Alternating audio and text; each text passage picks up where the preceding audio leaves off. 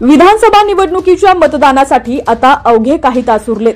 त्यानंतर 23 तारखेला निकाल लागल्यानंतर पंढरपूर मंगळवेढा मतदारसंघाचा आमदार कोण हे स्पष्ट होईल।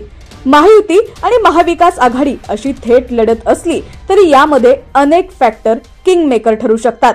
त्यामध्ये प्रामुख्याने जरांगे फॅक्टर हा महत्त्वाचा मुद्दा आहे। लोकसभा निवडणुकीत महाविकास आघाडीनं महायुतीचा सुपडा साफ केला। युतीसाठी हा अनपेक्षित पराभव होता। भाजपवर विशेषतः देवेंद्र फडणवीस यांच्यावर मराठा समाजाचा अजूनही राग कायम आहे। तसंच सोयाबीनच्या माध्यमातून शेतकऱ्यांची नाराजी आहे। पक्ष फोडाफोडीला अजूनही भाजपला कारणीभूत धरलं जातं। त्यामुळे काँग्रेसच्या बाजूने सहानुभूती व्यक्त होऊ शकते। एकंदरीतच भाजपला ही निवडणूक सोपी असणार नाहीये।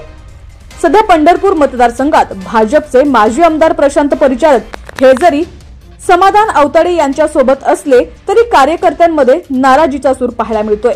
भाजपचे प्रदेश अध्यक्ष चंद्रशेखर बावनकुळे परिचारक अवताडे यांचं मनोमिलन करण्यात यशस्वी झाले।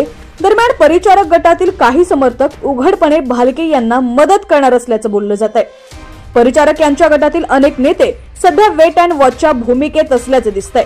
सोशल मीडियावर स्वर्गीय सुधाकर पंत परिचारक आणि स्वर्गीय भारतनाना भालके यांचे एकत्रित असणारे फोटो आमचं ठरलंय असं कॅप्शन देऊन व्हायरल करण्यात आले।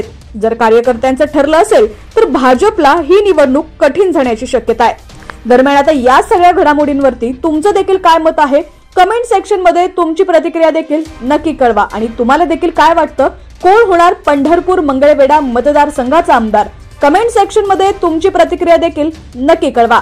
चॅनलवरती नवीन असाल आणि अजूनही HPN मराठी न्यूज चॅनलला सबस्क्राइब केलं नसेल तर नक्की सबस्क्राइब करा जेणेकरून आमचे अपडेट्स लवकरात लवकर तुमच्यापर्यंत पोहोचतील।